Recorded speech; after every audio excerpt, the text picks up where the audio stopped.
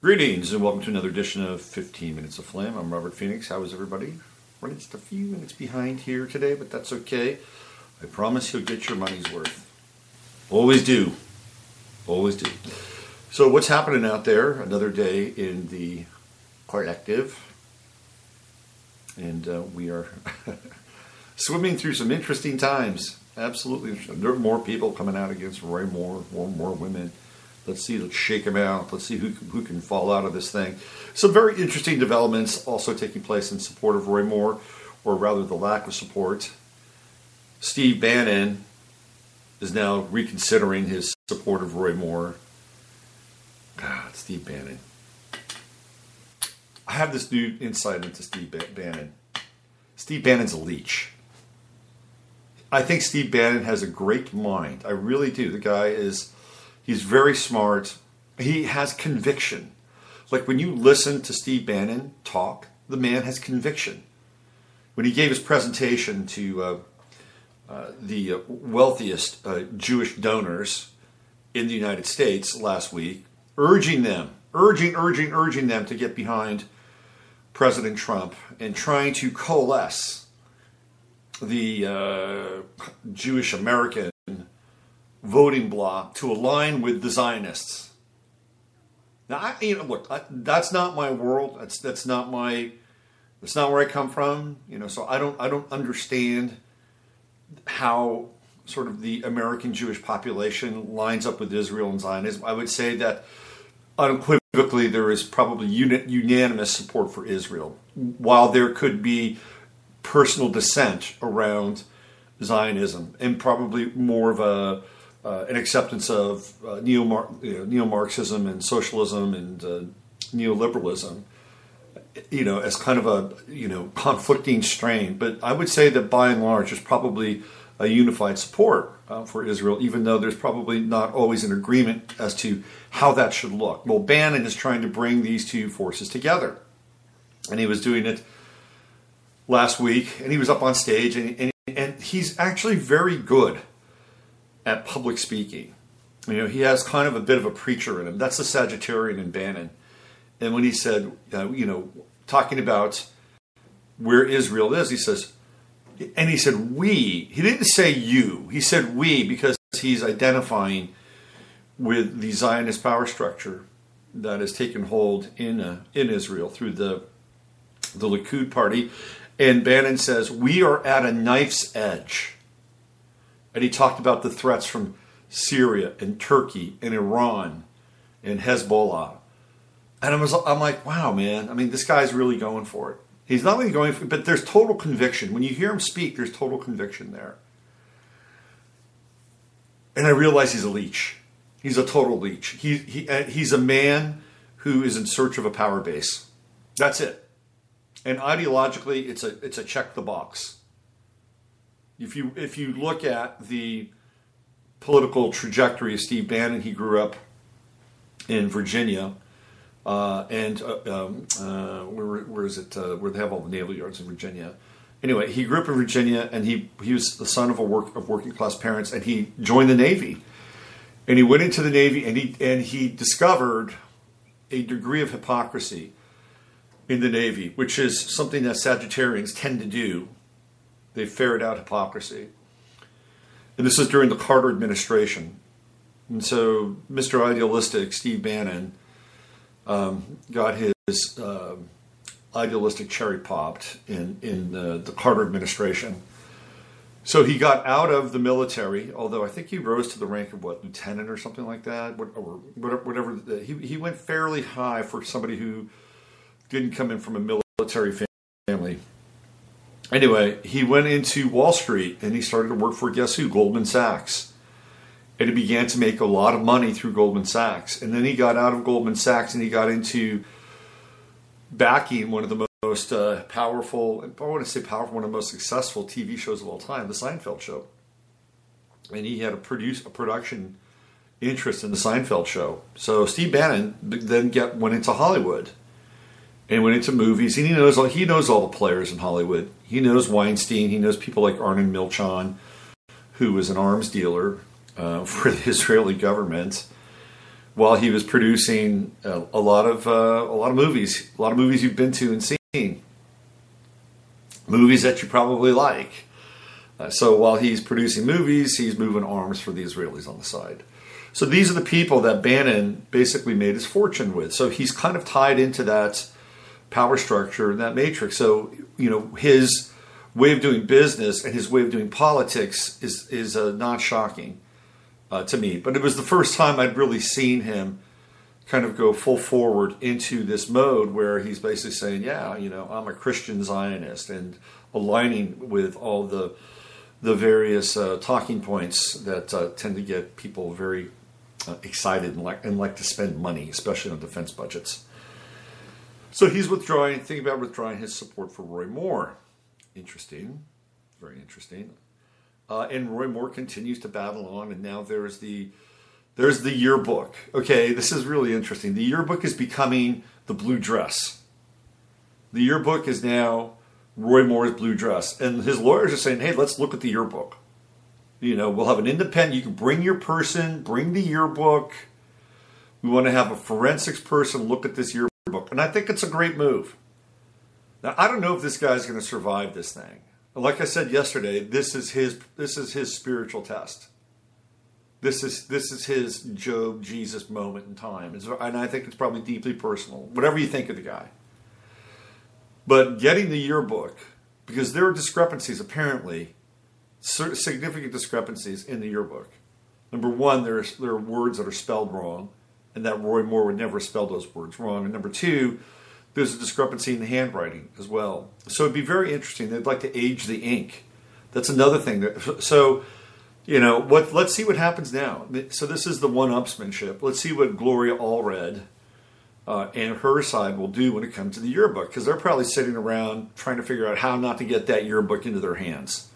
Just like yesterday, how Jeff Sessions was trying to figure out how he could stall for time, because they've only got 5 minutes worth of grilling Jeff Sessions. So if you're Jeff Sessions, you're like playing out the clock and just trying to come up with answers so that the timer runs out, and then you face the next person, you know, and go through their gauntlet. And somewhere in there's going to be somebody who's going to be nicer and ask him some real softball questions. He'll get through those. It's like boxing. It's like MMA. You got to last the rounds out and try to survive the damn thing. But he did not come out looking good. And of course, you know, what does he do? He says, well, I'm going to go after Planned Parenthood. I'm going to go after Planned Parenthood. And that's supposed to tickle the fancy of everybody on the right and all the conservatives. Woohoo! Woohoo! He's going to go after Planned Parenthood. Meanwhile, he's dragging his feet and lying across the finish line every 5 minutes during these interrogations in this hearing in Capitol Hill. You know, this is how the game works. You know, they'll drag their feet on something, or they won't deliver it, but they'll go, hey, how about this? Doesn't that sound great? Don't you want me to go after the abortion industry? And this, you know, it's like, okay, here we go. We're on that ride. Yeah, I hate this. You know, when I was doing the Friday show, they used to do this during the Friday show. And now they do this in the morning here. I guess it's on Thursdays now.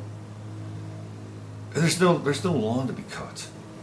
I mean, we haven't had any major grass growth in months here because of the weather. Anyway. So yeah, there's your Jeff Sessions update. There's your Roy Moore update as we try to kind of round it off from yesterday's show and continue to visit the stories that are grabbing our attention. Of course, we had another false flag yesterday, or what appears to be a false flag in a remote region of California, where a guy with a gun started firing into a school and then got away. Okay. All right. Well, very few eyewitnesses, no cell phones, controlled environments. This is what's going to happen from here on out, unless they decide to really launch the big one. And the big one will be the Rubicon. Like, Las Vegas was weird, right? Because there was a lot going on there. I mean, Las Vegas is a trip. I mean, it is prestidigitation. It is sleight of hand. It is illusion and magic. In many ways, black magic. There's a DHS drill going on. You see people lounging around, taking cell phone pictures of, these kind of simulated emergency actions where they're doing triage in the field. It's like very strange, right? Very, very strange. And then people are doing the forensics on the recording of the taxi cab driver. I wasn't really that crazy about that taxi cab driver video, although I did play it, I believe, early on. It felt planted in some ways. I mean, it really kind of felt planted. Because the taxi cab driver would have the cell phone on and driving, and I don't know. The whole thing felt really simulated to some degree. And then when I saw that, I thought of the HBO TV series Taxi Cab Confessions, which was pretty compelling for about 2 to 3 seasons. If you go back in time and you look at some of those Taxi Cab Confessions, it's pretty interesting television, and a lot of it is pretty raw and pretty naked stuff. That's what it reminded me of. It reminded me of Taxi Cab Confessions. Anyway, so Las Vegas was a trick. Las Vegas was a trick, and there were about 4 or 5 things going on there. And yes, there was a DHS drill. Yes, people did get shot. Yes, there was probably some degree of a deal gone bad. Yes, the Saudis might have been involved. Yes, there were shooters on the roof. Yes, there were people helicoptered out of Vegas. And yes, there's all kinds of questions around Jesus Campos. And yes, the media has been shut down and nobody's talking about this anymore. It's like once he went on Ellen, that was it. Once he got on Ellen, it was over. Yep. So again, we try to follow up on some of these things, but that was a big deal. In terms of scope at a concert, people with cell phones being involved. I mean, there's a lot of variables and things that could go wrong in a situation like that. Now we're looking at the isolated model, right? Sutherland Springs, Texas, Noblesville, California. We talked a bit about this yesterday because those environments are controllable. They're controllable.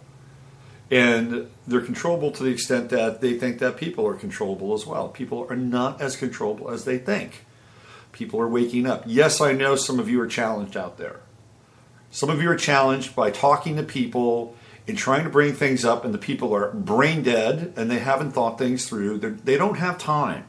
They don't have time to think things through. And if they do think things through, if they go through the logical associative thinking that is really creative thinking in a lot of ways, and most people are unable to think creatively. I'm sorry. Hold on a second. Let me reframe this. I think people have the potential to think creatively. Are we using that to our fullest extent? And the answer is no. And why do some people shut things off and do not allow the bigger picture to come into play, to see things from a higher perspective and start to connect dots? Why don't they do that? Why doesn't this happen? This is the $64,000 question. Randy Moggins and I talked about it to some degree, and we tried to come up with something. I've had other people chime in and say, well, a lot of the people that are having issues with kind of defragging their minds so that they can be awake, that some of the factors that enter into it are things like vaccinations, and not just the vaccinations that we got, like say in the 1950s and 60s. Those have all changed. Like the vaccinations that people got in the 70s, vaccinations that people got in the 80s. These are very, very different vaccines. Vaccinations that people got in the 90s, what they're getting now, these are all very, very different than what we had when we were young. Not to say that ours were safer. I nearly died due to a vaccine. After I got vaccinated, shortly thereafter, I came down with, oh my God, sorry, I'm focusing on what's going on out in the window out there. I came down with meningitis, spinal meningitis. And I nearly died. And it was literally just a couple weeks after I had that vaccine. It wasn't that long after I was vaccinated. So that's not to say that the vaccines during our time were safe. They really weren't. And they still continue to be unsafe, even though the CDC and all the vaccine pushers will tell you, oh, well, we don't use the thimerosal anymore. No, we've moved on to a different monkey virus. I think the same monkey virus has been replicated from day one, which is what they were using in the first vaccine trials and first applications of vaccines. Anyway, so you got vaccines and you have things like what else? Ritalin. You got Ritalin. You've got people that are on SSRIs. You know, we don't know how SSRIs interact with people's ability to cognitively function outside of their frame of reference. We don't know that, although maybe they do. Maybe they've actually charted this and figured it out, and that the SSRI is actually a block to people being able to move out of their crystallized frame of reference. I'm just throwing it out there. So you have SSRIs, you've got Ritalin, you've got all the different vaccines, and now you've got all these variables in our food and our water and our air. We've got the 5G, the 4G smog, 5G coming in. You know, perhaps this is really how it's affecting how people think and process information. You know, and we don't understand it to the degree that perhaps the architects of this matrix do. So one of the biggest challenges, and I see this on Facebook, are people talking about, we're a lot of folks are just way past this. They're just way past this, right? It's like, but there are still people that are trying to figure out how to interface with their community, with the parents of kids that hang out with you because you have kids together, you know, or you have kids in the same proximity, whether it's a school, whether it's play, whether it's a team. All of a sudden you find yourself in this place where there's much more of a divide than there is a connection or a bridge between, you know, groups of people.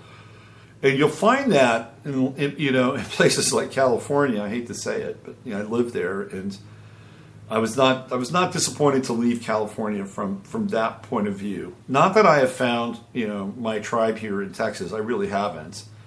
You know, my tribe is you. You are my tribe.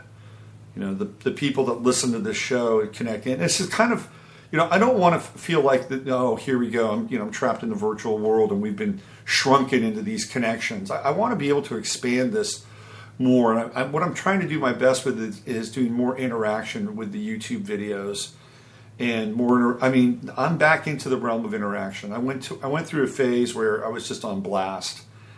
For whatever reason, I just needed to find, you know, my voice. But now I want to help find our voice. And I think there are other people that are doing this. I know Randy and Emily are doing it on Off Planet with their Patreon. And what they do is they have a discussion group that they open up to. And if you're part of the Patreon experience with Randy and Emily, you get to participate and listen in, and some interesting things evolve out of it. I think I'm going to join because I want to be a part of that too. I want to see what they do. So I'm going to throw my support in with Randy and Emily. Speaking of media, I'll be Regina Meredith has edited the video we did together. It's a little dated now. It's okay. I mean, you know, we've a few weeks have passed, but that video is going to be up on her website, which is launching, I believe, at the end of the week. Early next week. And so once Regina does this, it's going to be, not just me, but she'll have other people. This is part of her transition away from Gaia. And I can talk about it. And it's kind of an open secret in some ways. And I wish her all the best because she's, I hate to use the word deserve, but if somebody deserves to be successful in this way, it's Regina. Because she's worked her butt off for decades. And I've been there at Gaia, and I know what her schedule is like, and I know how she preps for all the various interviews that she does with people. She doesn't take any interview lightly. She preps like she's talking with, Vladimir Putin or Trump or whomever, right? And doesn't matter if you're somebody who has, a pretty wacky idea or a pretty wacky book or whatever. She takes it very seriously. and perhaps like, that person is the most important person in the room. So I get what she does. And I would see her go, she'd go into Gaia and go back to back to back to back to back for 3 days straight. She would tape roughly about, 12 shows for 3 days straight. That's not easy. I'm telling you, it's not easy. Anyway, she's going to launch her website next week. And hopefully I will be a regular contributor to that. She can tap on me anytime she wants. I'd be happy to contribute my insights. So we get back to this whole idea of, what happens? What does it take to connect with people and red pill them? Some people are just not going to be red pilled. I'm sorry. It's just not going to happen. Their brains are not wired that way. For whatever reason, they're not going to be red pilled. Okay? Ain't going to happen. And I learned this probably about 3 years ago, maybe a little bit more on Facebook. And what happened was, and you may say, well, you're cutting yourself off from hearing other points of view. No, I know what the other points of view are. So eventually I just trim my list on Facebook to people that are engaged in a certain level and a certain type of conversation.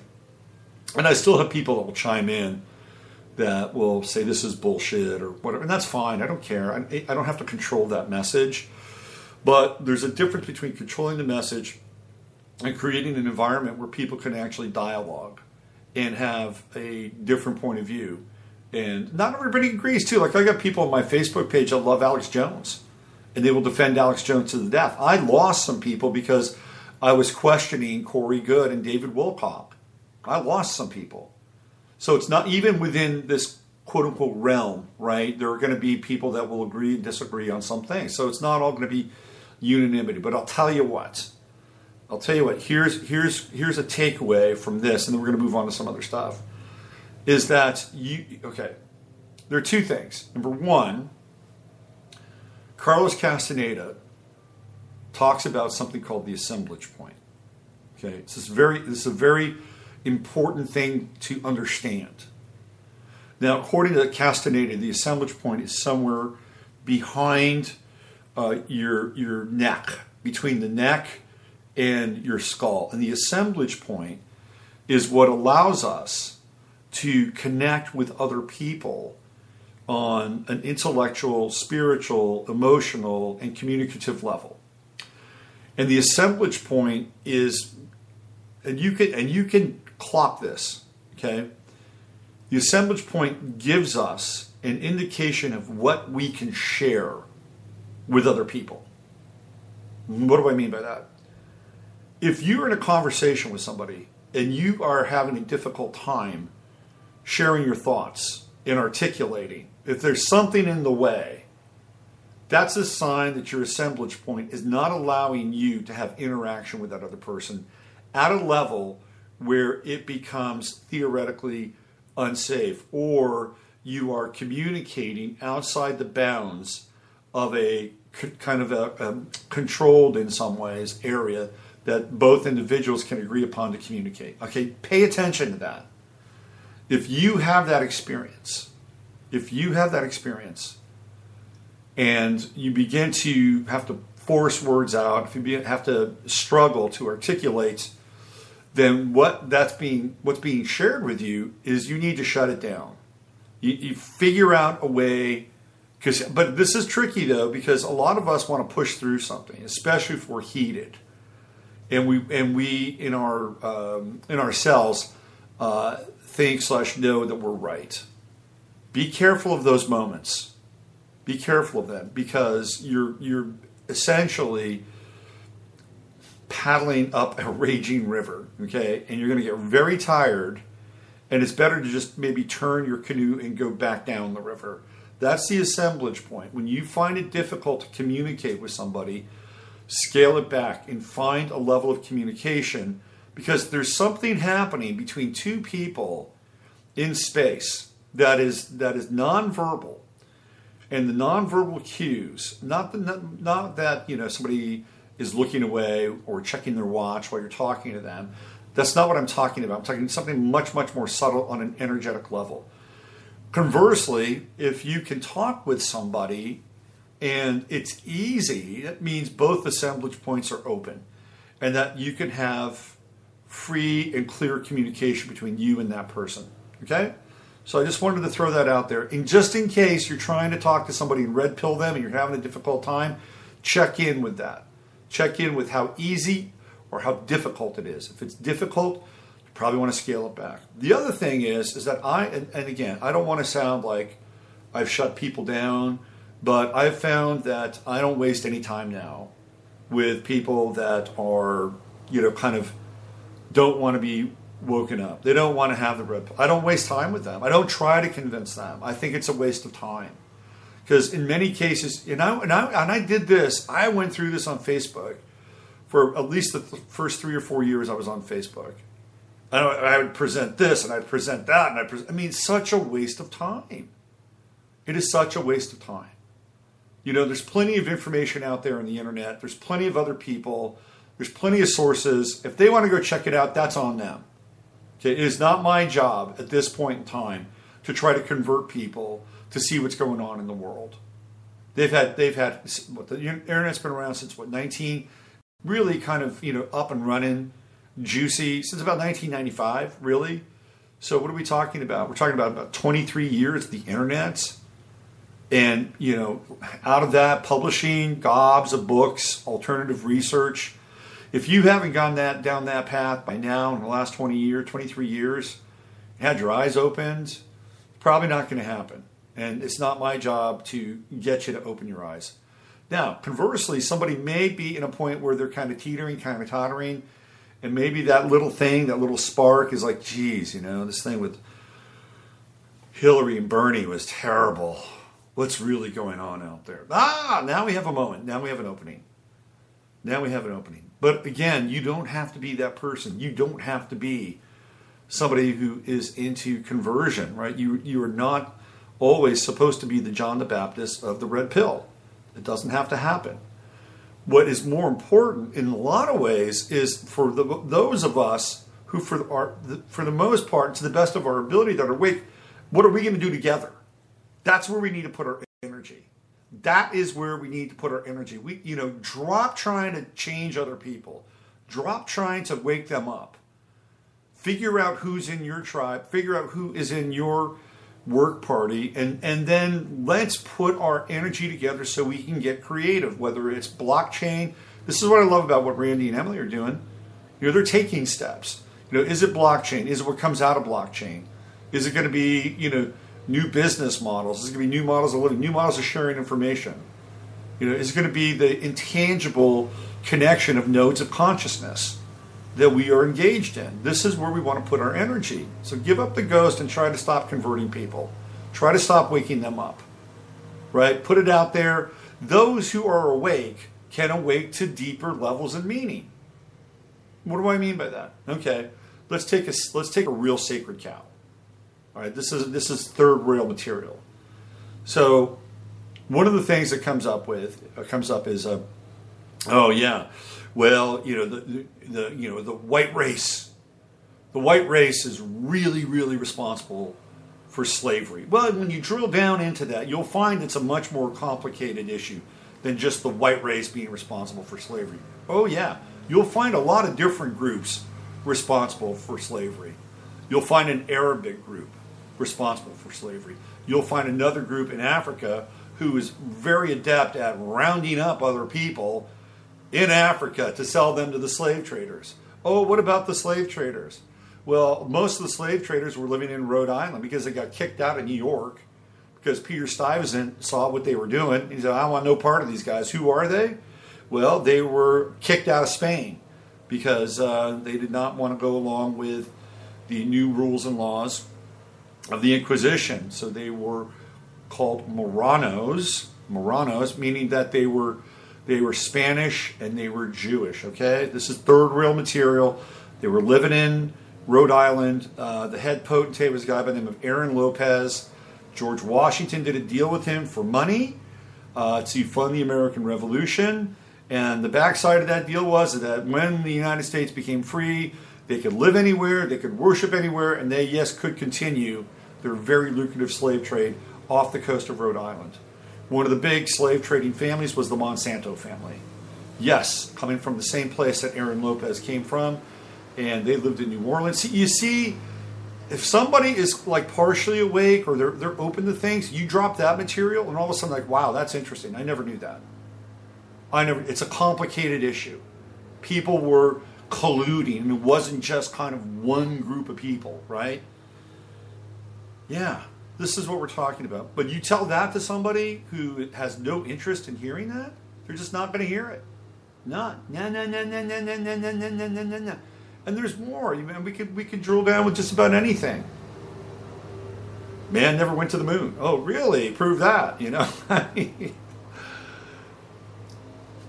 Pick your arguments, pick your battles, and don't waste time trying to convert people who are just not going to listen. Because what's that going to do? It's going to create a greater sense of alienation. Do you really want to feel more alienated? Or do you want to feel like you've joined into some field of inclusivity? You figure that one out. All right, some of the things we want to talk about today outside of that. Sorry, I went off on a bit of a tangent there, but I ran across, today we're going to do a little AI stuff. And AI kind of off-planet material. Things that have crossed my my screen.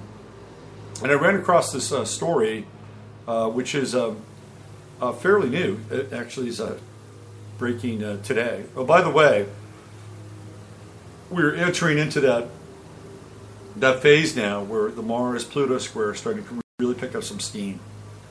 And getting ready to have Mars oppose Uranus.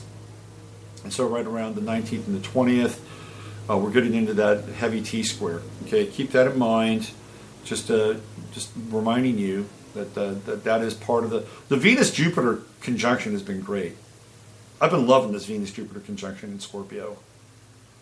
Really have been. It's a way for us to blend. And for a lot of people who are born with Neptune in Scorpio, i.e. me, it's Venus, Jupiter, and Neptune. And it's wonderful to have a sense of being, not that I'm free or anything, but it's wonderful to have a sense of like emotional freedom. And it's wonderful to have a sense of psychic freedom. And it's wonderful to have a sense of spiritual freedom in a lot of ways. Because when that happens, we don't have a lot of internal blocks.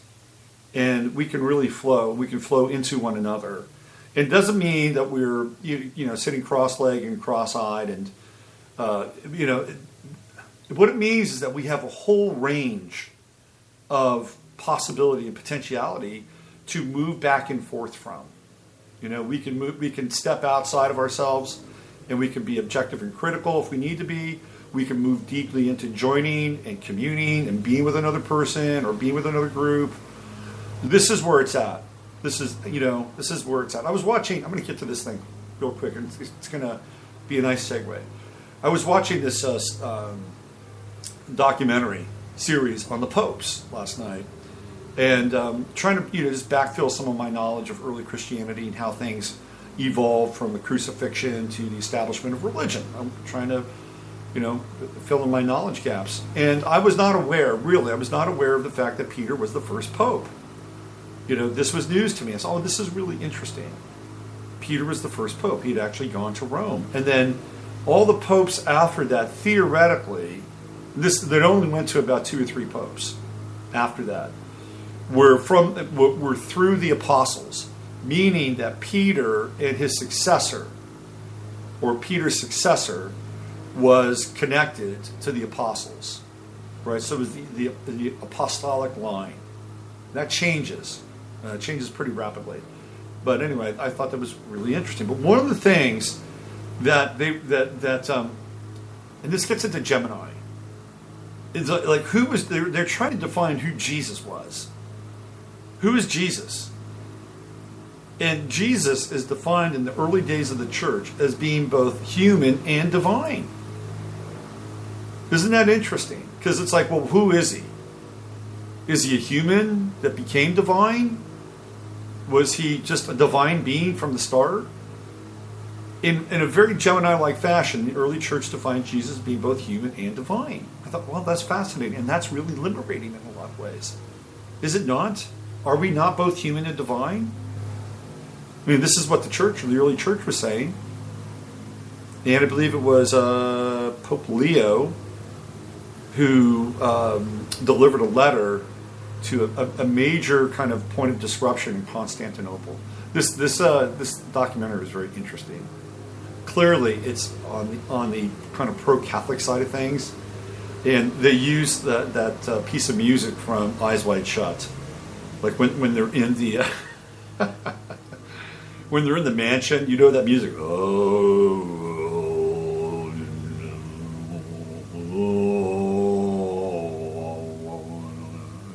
That creepy thing. They use that in this documentary, and they use it to describe the Gnostics. It's like, here's the Gnostics. Play! Cue up the Stanley Kubrick music from Eyes Wide Shut. Anyway. But that piece, that we're both spiritual and divine, is a really important, factoid. Because if that's the case, then it's exactly what I'm talking about. It's that wide range, the parameter of potential inside of us. That we are both human and divine. And the human part often makes errors, makes mistakes. The divine part of us seeks to correct those errors and those mistakes so that we can become clearer and quote unquote more perfect vessels and transmissions of a higher consciousness. That's all it is. And the higher consciousness doesn't necessarily mean that we become these spiritual paramecium. We're not just blobs. There's a dynamic element to it all that I believe we can tap into. Well, speaking of deities and speaking of churches, I ran across this article on Wired, and it's about it's called "Inside the First Church of Artificial Intelligence." And a guy by the name of Anthony Lewandowski has created a church called Way of the Future, and he's really, really into this thing. Right? Let me read you a couple of paragraphs here, and I'm going to give you a sense as to who he is and where this is all going, okay? So this is from Wired, and Michelle Lee, L.E., is the author. Anthony Lewandowski makes an unlikely prophet, dressed in Silicon Valley casual in jeans and flanked by a PR rep. Rather than cloaked acolytes, the engineer known for self-driving cars and triggering a notorious lawsuits could be unveiling his latest startup, instead of laying the foundations for a new religion. But he's doing just that.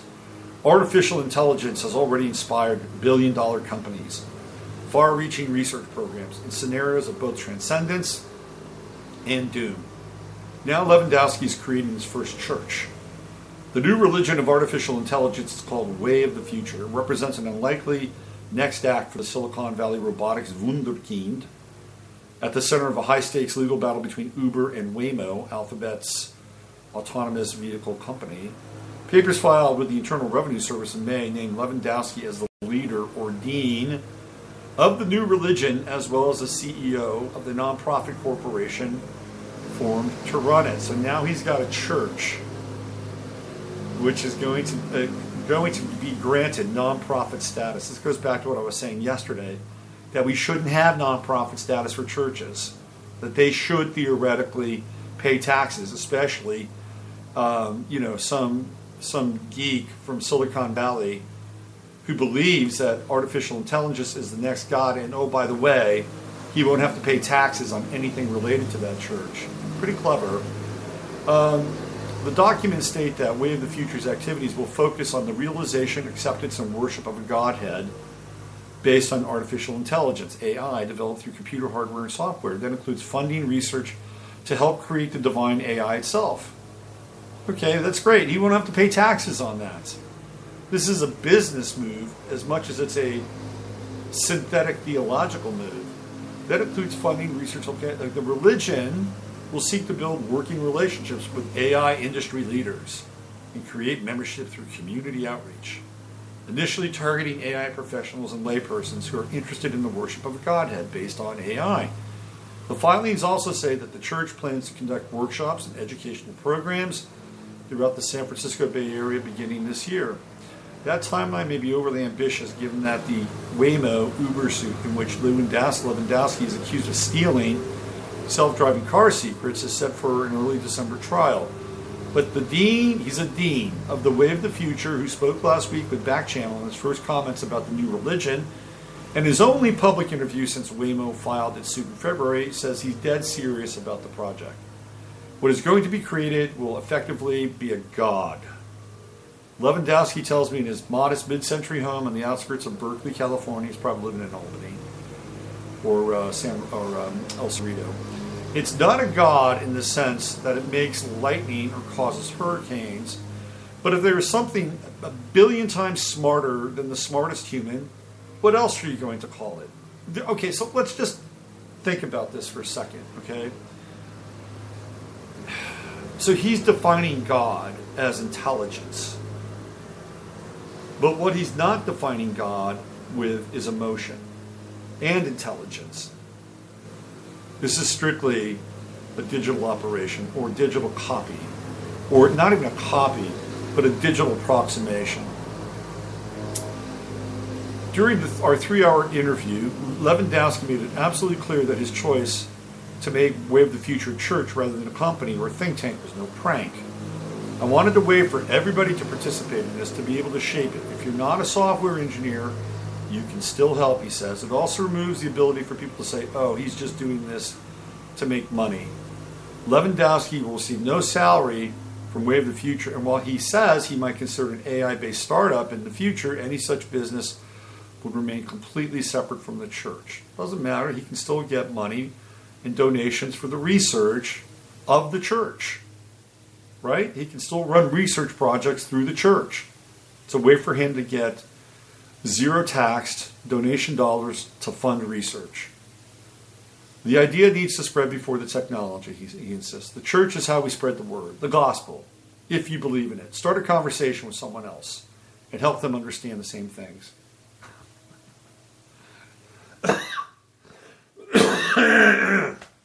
This is exactly what I was... Excuse me. This is exactly what I was saying not to do in some ways. Lewandowski believes that a change is coming. Well, so do a lot of people.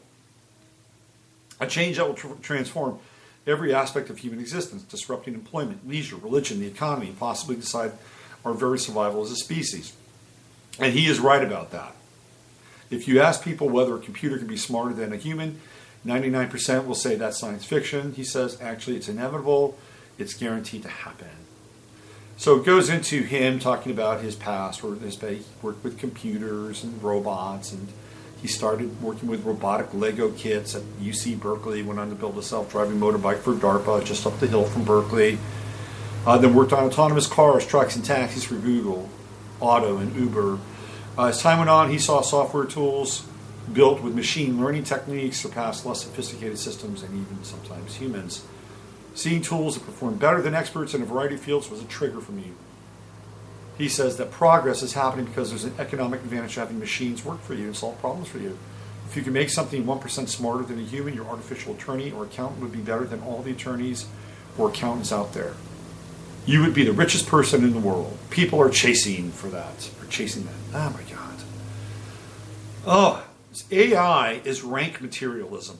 That's what it is. It is rank materialism, and it is a automated slave culture. It's an automated slave culture. This is the new slavery. AI will be the new slavery. And yet, unlike other slaves, they will be granted immediate rights so that they will both be a slave and they will have the ability to be able to have the same kind of rights afforded to non-AI. Will AI be allowed to vote? Think about that.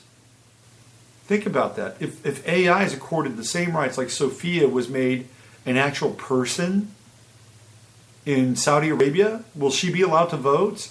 Maybe they'd have to slip like a male mask and tune the program for Sophia, not have Sophia be Sophia, but Jamal or something like that.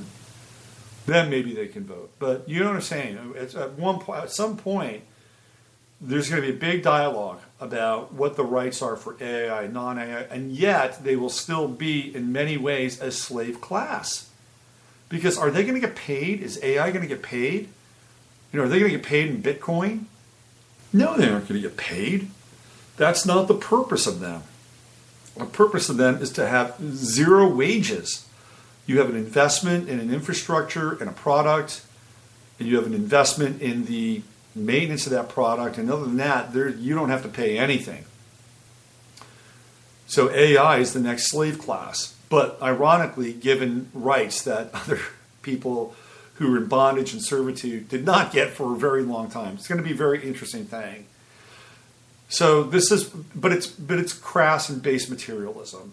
It's chasing after money and resources so that we can become more powerful, more leisurely, and more free to some degree based on the precepts and the concepts of this world.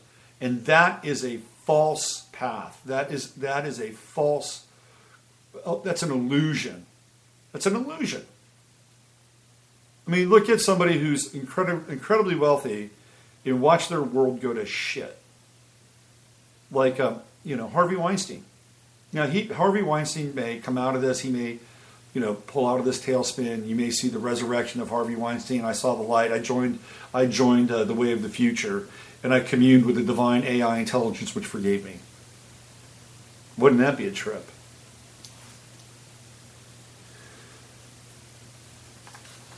You just watch somebody, like, well, how about, here, I'll give you another example. Louis C.K. Louis C.K.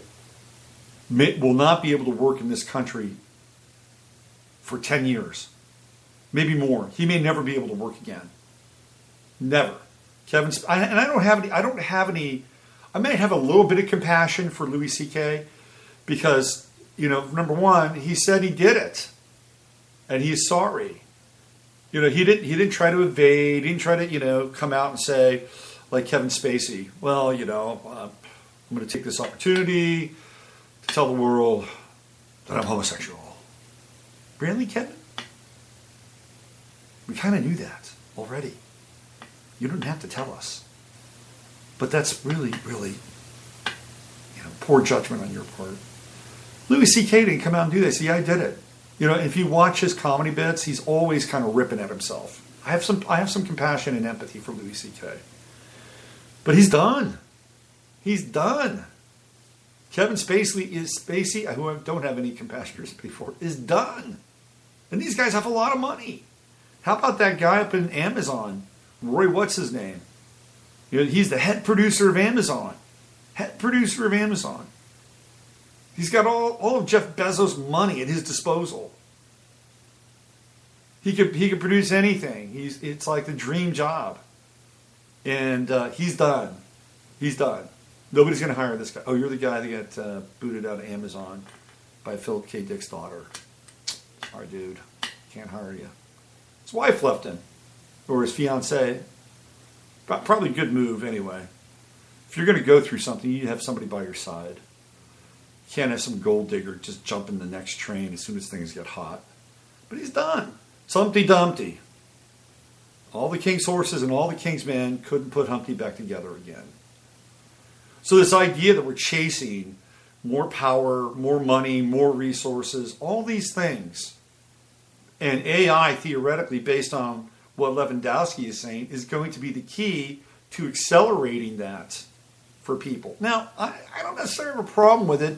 Let's say it's the bottom half of our, can AI go into East St. Louis and all of a sudden, raise the general income or the standard income or the average income for the community in East St. Louis? Yeah, I don't see that happening anytime soon. Now, I could be wrong, but those are the people that AI are going to eat right out of the gate. Right? So is AI going to make them more powerful?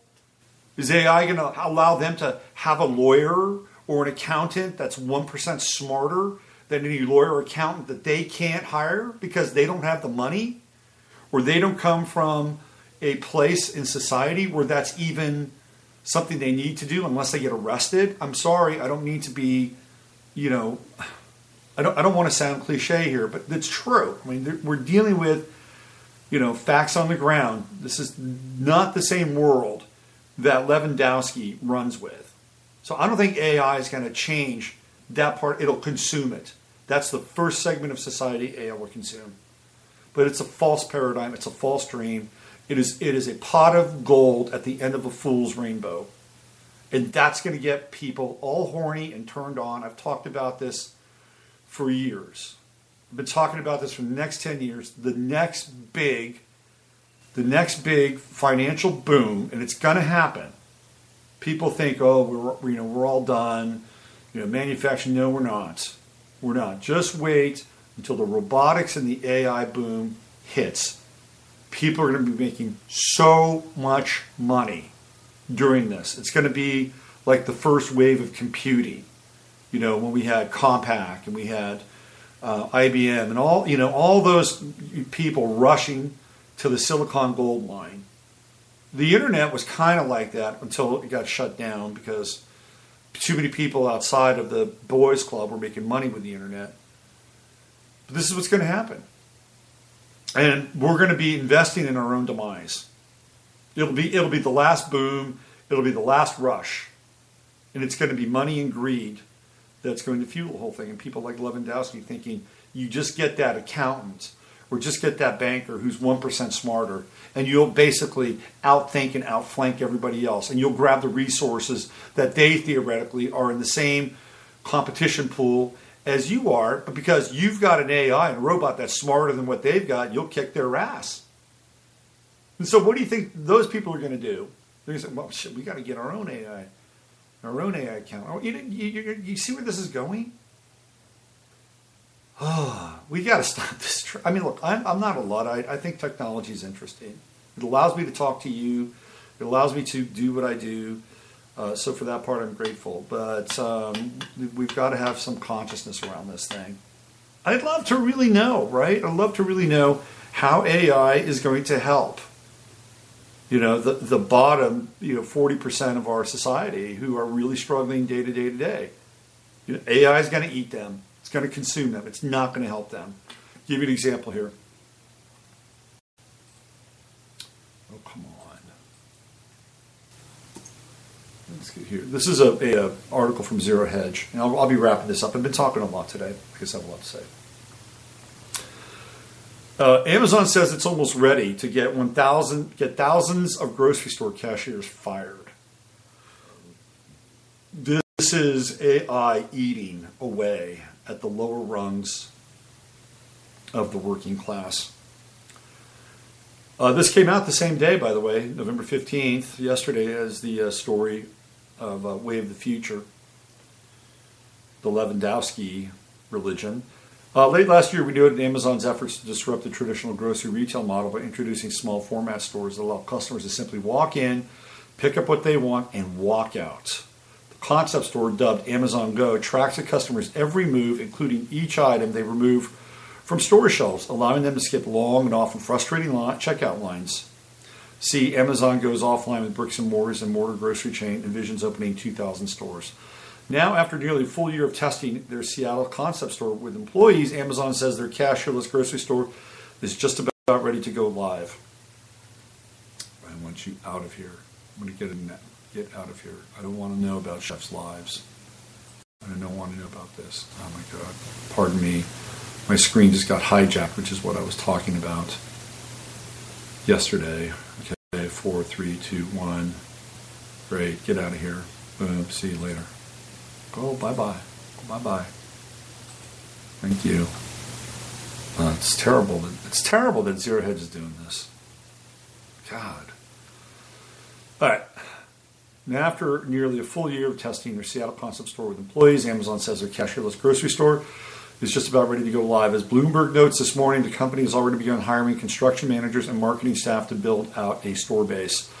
The e-commerce giant unveiled Amazon Go last December, saying it planned to open the store to the public early this year. However, the company encountered technical difficulties and postponed the launch aware of the bugs, the Wall Street Journal reported in March. 7 months later, challenges remain, but the Just Walk Out technology has improved markedly, says the same person who requested anonymity to speak freely about the project. And in a sign that the concept is almost ready for prime time, hiring for the Amazon Go team has shifted from the engineers and research scientists needed to perfect the platform to the construction managers and marketers who build it and promote the stores to consumers.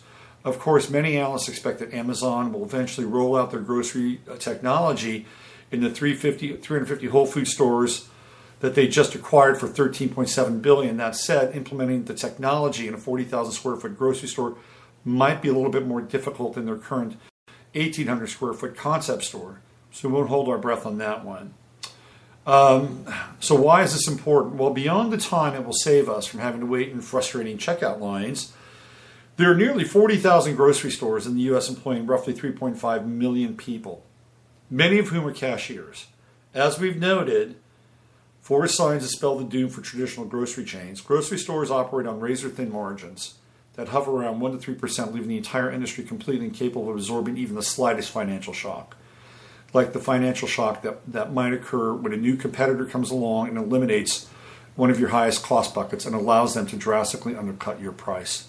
Of course, while the demise of the traditional grocery store will undoubtedly take time, recall that people were calling for the demise of Blockbuster nearly a decade before it finally happened. Make no mistake that the retail grocery market 10 to 15 years from now will not include many of the well-recognized companies that consumers visit weekly as of today.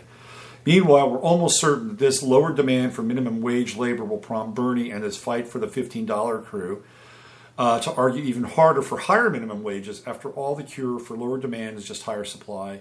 It's simple economics 101. Remember, convenience is the Antichrist.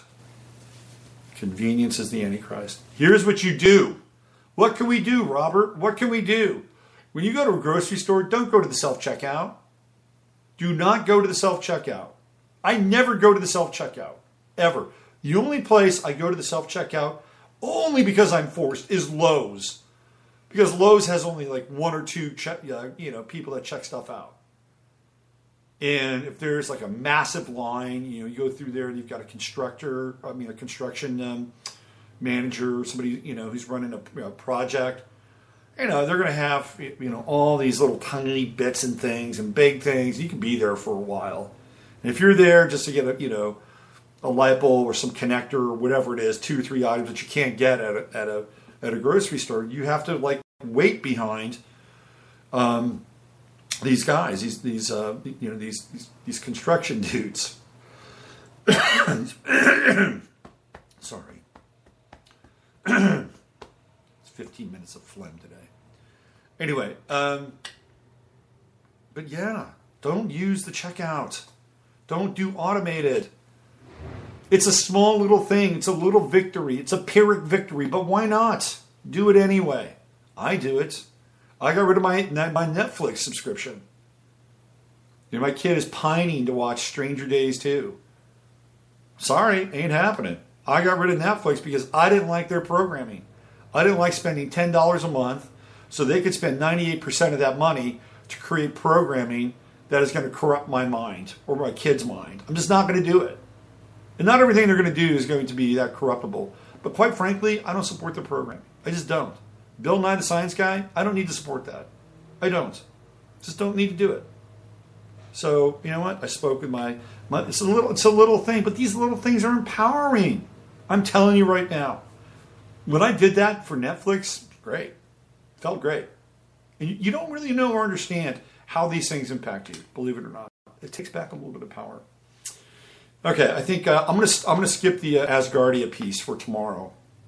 And we'll get into, maybe tomorrow, we'll get into breakaway civilizations and this rush to go off planet. I think that'll be a really good Friday Forecast topic, and I'll put some energy and effort into that. I wanted to just bring up a couple things here about doing this show every day. I was on my Spreaker page, and I was looking at my statistics on Spreaker, and I have over 100,000 plays on Spreaker, and I've been doing this now for maybe about a year now on Spreaker. I'll have to go back and look at when my first show was. So I have over 100,000 plays, which is pretty good, actually, I think. And I have about 2,000 downloads. And I thought to myself, okay, well, that's interesting. I have way more plays than I have downloads. So I started to look around at other shows on Spreaker. And I noticed that the majority of shows on Spreaker have more downloads than you do plays, which means that those shows operate more as a podcast. And my show operates more as a live streaming event. And it was a really interesting thing for me to look at and kind of put in my brain and process that, because it's an affirmation that doing this live is actually a really cool thing. Yes, there are people that will play it later, and I'm glad we have that functionality that this can be downloaded, and we have also the YouTube option to listen to this. But this is great, and I want to thank you for listening, for getting up wherever you are, whether it's at 10, 11 on the East Coast, or 7 o'clock in the morning on the West Coast, or 8 o'clock in the mountain region, or whatever time zone you're in and listening to. I really want to thank you for your continued listening and your support. Every now and then people will send in some money. I had a kind of a call for donations about 2 months ago. Boy, it was really successful. And some people decided that they wanted to, contribute on a monthly basis, $5.95, $9.95, and that was great. So thank you for that. I'm filled with deep gratitude to be able to do this every day. Doesn't matter really how many people we work with here, but it's the fact that it's a really, really great group. It's a great bunch. And you can just go on to the YouTube page. This is the other thing. I talked about this yesterday. On the YouTube page, there's dialogue. There are people that show up every day and they comment and they talk. This is unlike other videos on YouTube, or unlike, again, there will be, some videos get 500 comments but they're comments that are hermetic. And what I mean by that is they kind of exist as their own. Maybe there's a dialogue and a riff off of a comment. On my YouTube channel with you folks, these are not hermetic comments. These are comments that are interconnected, and you'll see the same people over and over and over again. And I hope someday we can do something in 3D, real-time, real space. I'm going to try to do something like that in 2018.